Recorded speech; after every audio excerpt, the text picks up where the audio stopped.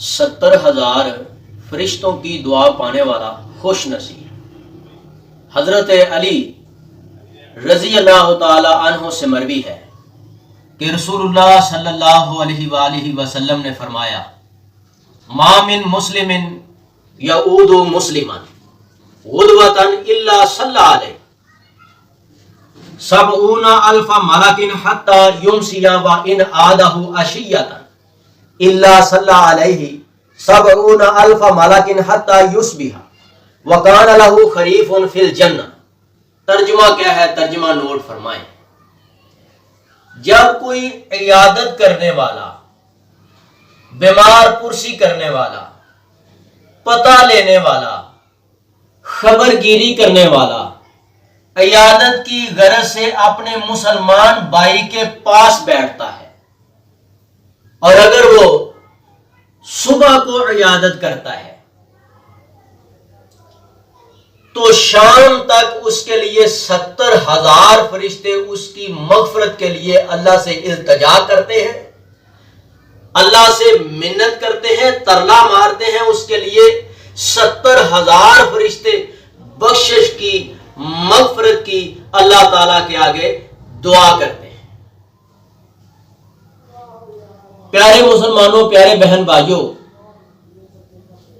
اور اگر کوئی شام کو عیادت کرتا ہے، شام کو کسی کی خبر گیری کرتا ہے، شام کو پتہ لیتا ہے، بیمار پرسی کرتا ہے، خبر گیری کرتا ہے، تو نبی رحمہ حضرت محمد کریم صلی اللہ علیہ وآلہ وسلم نے فرمایا کہ صبح تک اس کے لیے 70,000 فرشتے اللہ کے آگے التجا کرتے ہیں، منت کرتے ہیں، ترلا مارتے ہیں، اللہ کے آگے اس کے لیے بخشش کا سوال کرتے ہیں، مغفرت کا سوال رکھتے ہیں اللہ تعالیٰ کے آگے۔ کتنے؟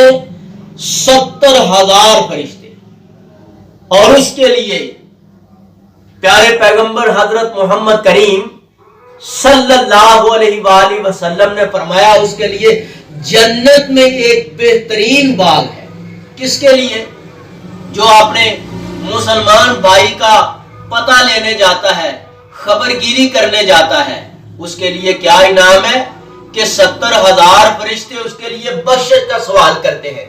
جو دن کو عیادت کرتا ہے تو اس کے لیے بھی 70,000 فرشتے، جو رات کو عیادت کرتا ہے تو اس کے لیے بھی 70,000 فرشتے بخشش کا سوال کرتے ہیں اللہ تعالیٰ کے آگے۔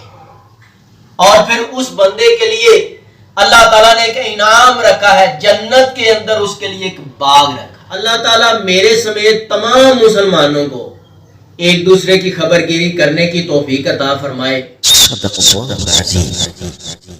اگر آپ کو اس ویڈیو سے دینی فائدہ ہوا ہے تو حق بنتا ہے کہ آپ اس اسلامی چینل کو لازمی سبسکرائب کر دیں، لائک کریں اور کمنٹ میں اپنے خیال کا اظہار کرنا مت بھولیں۔